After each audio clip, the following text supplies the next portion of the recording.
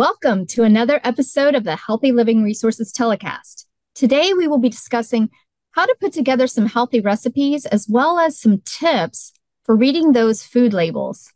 So stay tuned.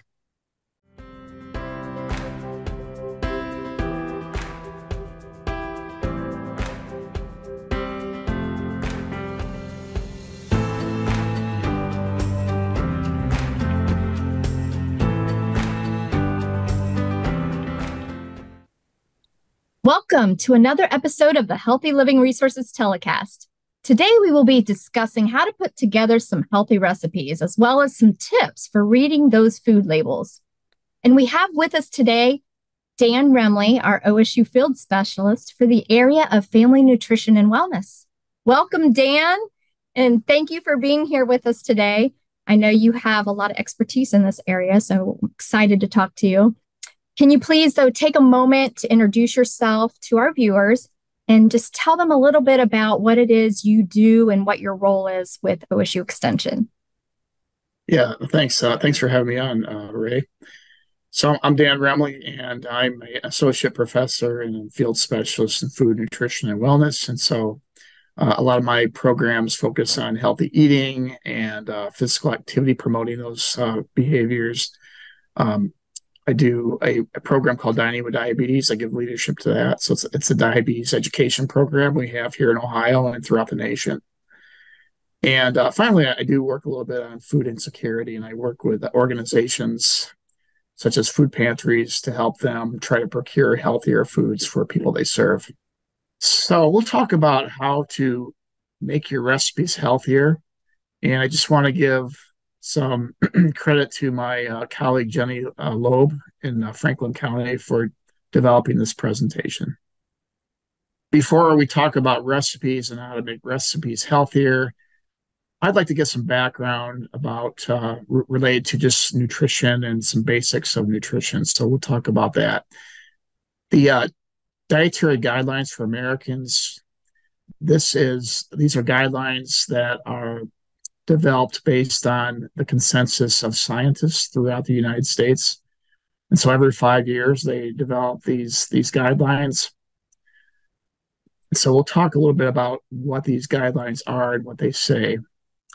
So there's four key overarching guidelines that it's important to understand. The first is to follow a healthy dietary pattern at every life stage. And so whatever it is your life stage is, it kind of determines how many calories you might need, how much nutrients you might need. Of course, if you live with a chronic disease too, that might influence your dietary patterns, but these are all important. The second guideline is for you to customize and enjoy nutrient-dense foods and beverages choices based on your cultural traditions, but also based on your budgetary constraints as well. And so we always like to say in Extension that you can have a healthy meal at a very low budget. So it just takes a little bit of knowledge and planning. And we all have cultural preferences too. And so we need to consider that as we're choosing food. The third guideline is to focus on meeting the food group's needs with nutrient foods and beverages and to stay within the calorie limits. And so we'll talk about the major food groups, and it's important to include a variety of these food groups in your eating patterns and your meals and snacks. And then within those food groups to try to choose foods that are nutrient dense, limited in calories. And the fourth guideline is to try to limit those foods and beverages that are higher in things like added sugar and saturated fat and sodium, and also to limit your alcoholic beverages, because all these nutrients provide lots of empty calories that don't have a lot of nutrition and that can lead to chronic diseases if you eat too much. Or if you have a chronic disease, it's more difficult to manage. If you're eating foods that are high in added sugar, for example, or if you have hypertension, you really have to think about your sodium intake. This is the My Plate symbol. And so this is sort of summarizes many of the guidelines. And So you can see from the plate that half of what we should eat should consist of fruits and vegetables. And so these are healthy choices of fruits and vegetables. So this does not mean that fruity snacks should be counted as a fruit or that potato chips should be counted as a vegetable. So these are fruits and vegetables that are high in nutrients, low in calorie, low in sugar and sodium and added fat. Grains, we should choose mostly whole grains and lean protein sources. And so rather than fried chicken, we would choose grilled chicken, and then low fat dairy products as well. So the main guidelines we're going to focus on today in terms of building our healthy recipes are going to be the third and fourth guidelines. So trying to incorporate those food groups, but within those food groups, making those healthier choices. So 85% of calories are needed per day to meet the food group recommendations for healthily and nutrient-dense forms. And then the remaining 15% of our calories can be those snack foods, like the cookies, the chips, the candies, and these foods have higher in sugar and saturated fat. So we don't do so well as Americans. Most of our food that we consume, or most people, about 75% of people don't get enough fruits and vegetables. 63% exceed the recommendation for sugars. About 77% exceed the limit for saturated fat in terms of the foods that they consume. And then 90% exceed the chronic disease risk reduction limits for sodium. So we're consuming way too much sugar and saturated fats and also sodium. And this puts us at risk for a lot of chronic diseases. Hey, Dan, I have a question. Why do you think that is? For example, sugar or salt. Why are those numbers so high that we are exceeding the limits for that? Yeah, it's in most of our foods. We'll talk about, the sources for most of these, especially sodium is really hard to limit because it's in almost all of our processed foods. If you go out to eat, it's hard to avoid sodium. Mm-hmm. Anything that comes in a box, in a bag, it's probably going to be pretty high in sodium. So it's pretty ubiquitous in terms of sodium and foods that are high in sugar, added sugar, and saturated fat. It's just ubiquitous in our foods that we might find in a grocery store, or especially if we're working a couple jobs, we're really busy and we're eating those convenience foods. Those are typically more processed, and so that's why we're getting too much of these ingredients in our diets. But we don't even realize we're getting that high of an intake. That's right. Of that's those, right. Yeah. Mm-hmm. Yeah. So even things like a fudgesicle bar are high in sodium, for example, and you wouldn't even know it. Well, I've even purchased some of the meals in the freezer that are prepackaged that you heat up in the microwave, and it's a more salty, savory meal. However, the sugar will be super high, and I didn't even realize until you really take time to look at those food labels how high that sugar is. Yeah. Yep, the food and labels I know you're going to really important. Because you're right, a lot of people just aren't aware until they start looking at the food labels and seeing, how much sugar might be in something, how much saturated fat, how much sodium. Right. And unfortunately, for a lot of people, they don't look at the labels until it's sometimes too late, or they might develop a chronic disease where they really have to start being very careful about the foods that they eat. Yeah, because then they've been eating those foods for years, not realizing. Sure. So the sodium recommendations, 2,300 milligrams is about a teaspoon of sodium per day for individuals 50 and younger. And then it's even less if you're 51 and older, like me. If you're an African American, if you have high blood pressure, diabetes, or kidney disease. So yeah, sodium's one of those, I think we grow up with it too, and it's really hard to wean ourselves off of salty foods.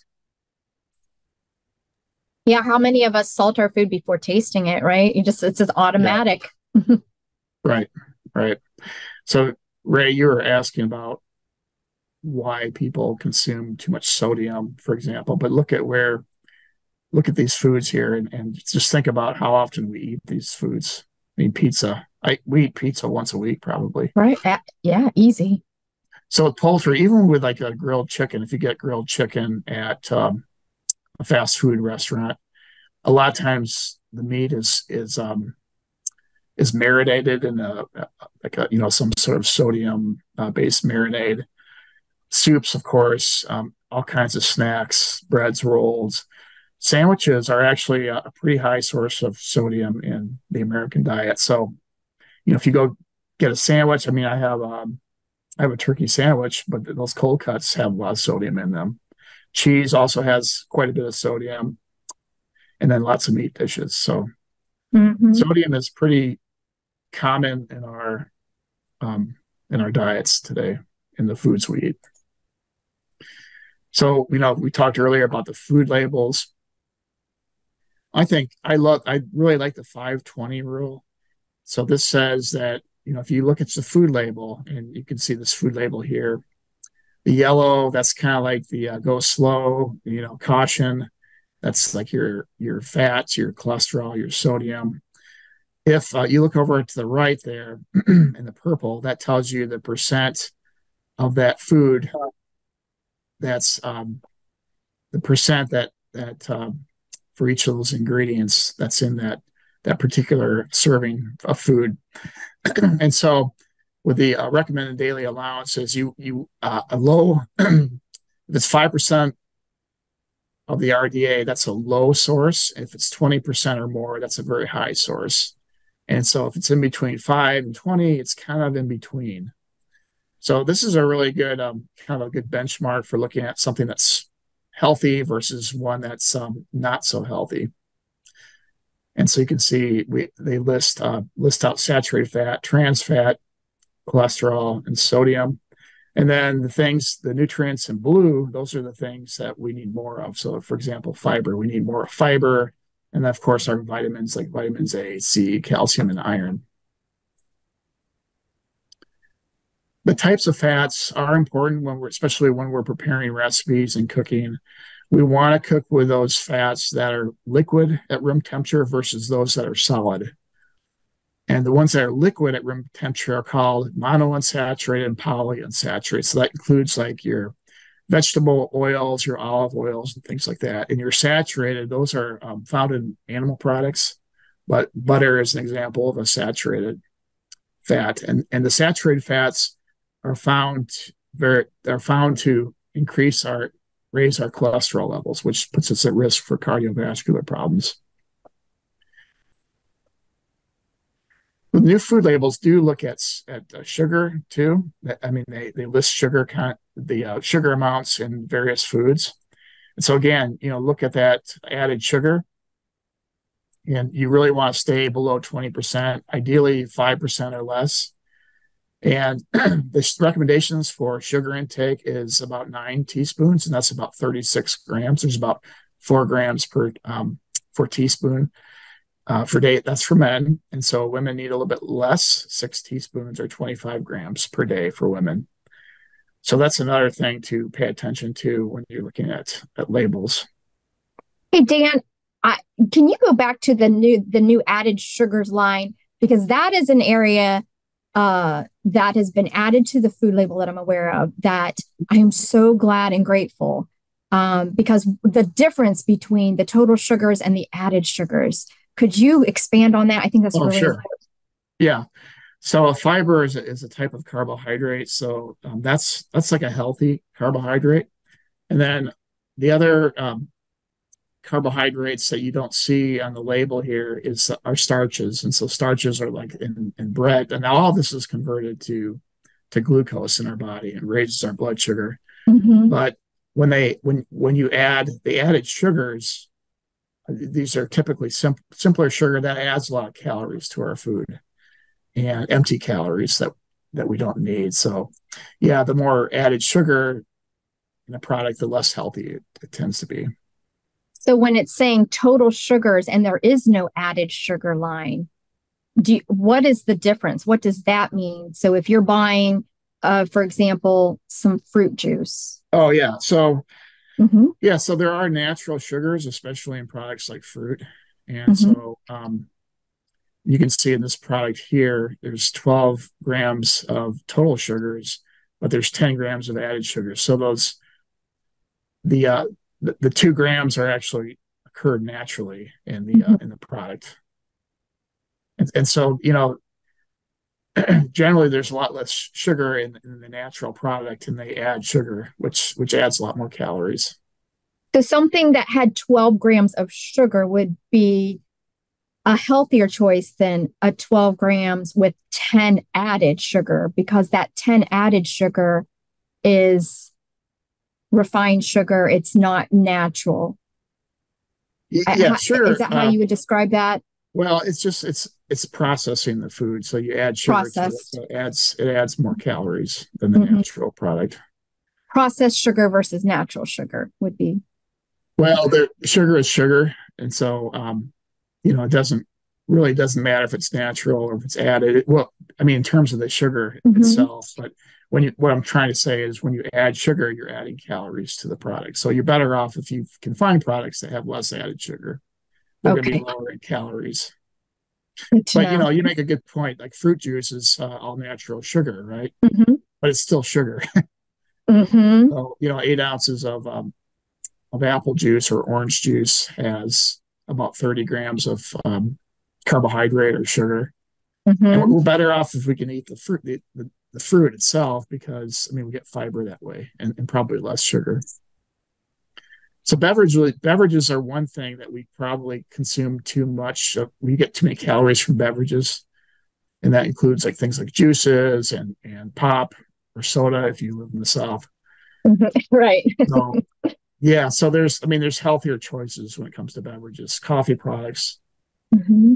and label That's reading good. as well. And even some alcoholic products have a lot of added sugars as well. And then alcohol has empty calories. Mm-hmm. It's good. Thank you. So just some thoughts about how to make our food and beverage choices healthier. Just some simple substitutes that we can use. So for milk, one thing is, if you're drinking whole milk, you really can save a lot of calories going from a whole to a low fat milk, especially if you put it in your breakfast cereal. If you just can't stand the taste of skim milk, it's better to maybe go to maybe 1% or 2%, but you're really getting a lot less fat that way. Again, the soda pop and it gets you. Pop has a lot of sugar in it, and so if you can switch over to a healthier choice like water or even flavored artificial beverages, you're going to reduce the amount of sugar that you're consuming. And even cutting back on fats. So, if you have like a cream-based pasta, you can switch to something with a lighter sauce that has more vegetables for dinner. The creamy based salad dressings tend to have a lot more calories. And there's when you're ordering out or you're at a restaurant, you can make some simple substitutions too. I'm a big fan of like Chipotle and those places, and you can make choices to make your bowls healthier. And so you can see here, there's some simple things you can do to really cut down on the number of calories that you consume per serving. So, substituting, getting rid of like sour cream. Sour cream adds a lot, especially in a restaurant like we're looking at here. Cut out the sour cream. They might add like a quarter of a cup of sour cream, so you save a lot of calories that way. Cheese has a lot of calories, so if you can go without the cheese, or you can choose a reduced fat cheese, you can save a lot of calories that way. And instead of the guacamole going with like actual sliced avocado, that's a good way to make your meal a little healthier there. And then if you have you can choose to omit the rice, or if you want to keep the rice, think about choosing the brown rice, and that way you're getting a little bit more fiber that way and more nutrition. I was going to say, a lot of times, Dan, I know those healthy swaps make such a difference, like you're saying. I've swapped out rice for just all spinach or all lettuce. Would that be a good choice to do, Yeah, to that's a swap great out that idea. rice as an example? Yep. Swap it out for a vegetable. That's a great idea. Mm-hmm. Can you see another area that they've improved on? The beverage choice. So they had iced tea with sugar Mm-hmm. compared to iced tea without any sugar. And so iced tea with sugar, maybe there's probably 40 grams, 160 calories right there that you can cut back on with the beverage alone. And that's a huge difference when you look at the total calories of 1,120 versus 715, Yeah. just from making those little adjustments that you recommended. Right. It's like a third of the calories. Yeah. So, holidays are always pretty challenging. If you go to choosemyplate.gov, you can they have some pretty good ideas for making healthier choices. For example, having fresh fruit, maybe even a little whipped cream. I like whipped cream. Whipped cream is pretty low in calories. Put it on your fresh fruit instead of the pumpkin pie. And again, thinking about making some changes to your beverages. So doing a makeover on your beverages can also be helpful. Mm-hmm. Some other little tricks and tips to bake healthier. You can actually use fruit purees and substitute them for butter or oil. And that's going to probably cut down on your calories because butter and oil has 7 grams per calorie, and then your fruit purees, you only have 4 calories per gram. And so you do need to be careful if you have diabetes, for example. That's going to increase your carbohydrate count, but you might reduce your calories a little bit. And then, anytime you can use like spices instead of using salt and sugar, you're going to be better off. You're going to cut back on your sodium. So when you're grilling, instead of using those salt-based seasonings, you can use some herbs or spices to even on things like chicken or hamburgers to reduce your sodium. We do this a lot in our family. To reduce the sodium, we use a lot of herbs, and they're not that expensive, and you can go out and get all your favorites, and it's amazing how much flavor that your chicken or whatever it is you're cooking will have just with all those herbs. And a lot of time we're trying to increase the flavor and we just keep piling on the salt. Yeah, it's made a big difference in the way we cook.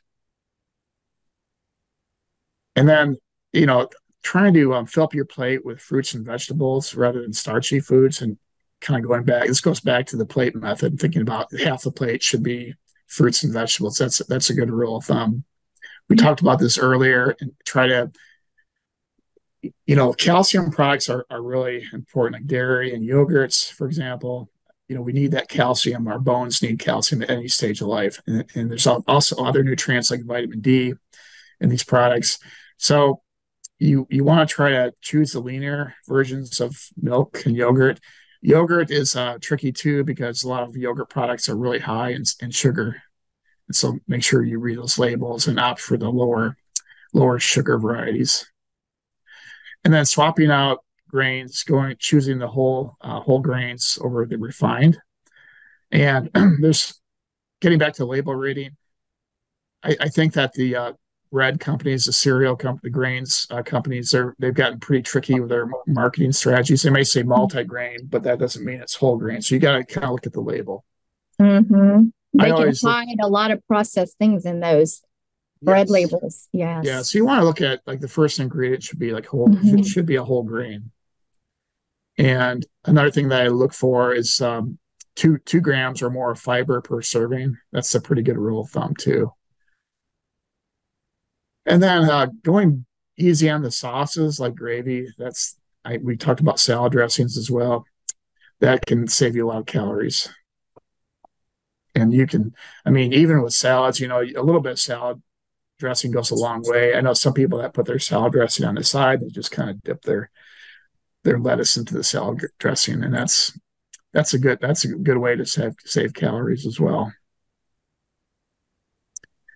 Okay, so side dishes, just some things you can try.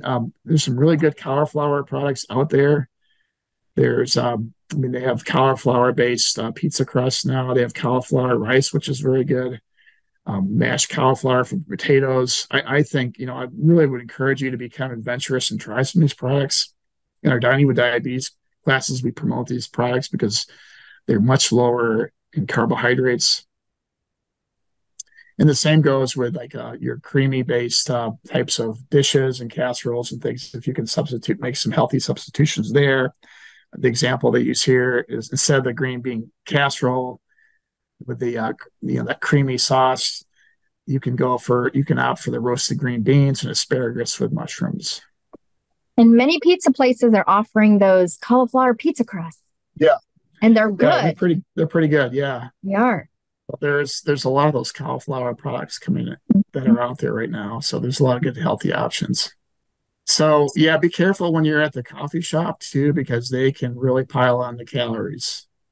So, you get like a mocha or a latte, or, you can really increase the calories if you add like things like sugar, a lot of your dairy products that you add. So cut back on the sugar, go for the products that have, less, that are, less soda, less sugar, less the dairy-based creamers. That'll save you, a third to half the calories that you might typically get in one of those products. Thank you so much for your time today, Dan. This has been a great overview of the dietary guidelines for Americans and tips that we can take away to make healthier food choices and make those healthy food swaps. And you said that website that we can look at is myplate.gov. Is that correct? Myplate.gov, yep. Myplate.gov, okay, to get those examples for those healthy food swaps. So if you viewers out there have any questions for us, please do not hesitate to reach out. Our contact information is listed in the credits, and please feel free to contact your local county extension office to get connected with all the great resources that we have to offer. Thanks for listening, and we'll see you next time.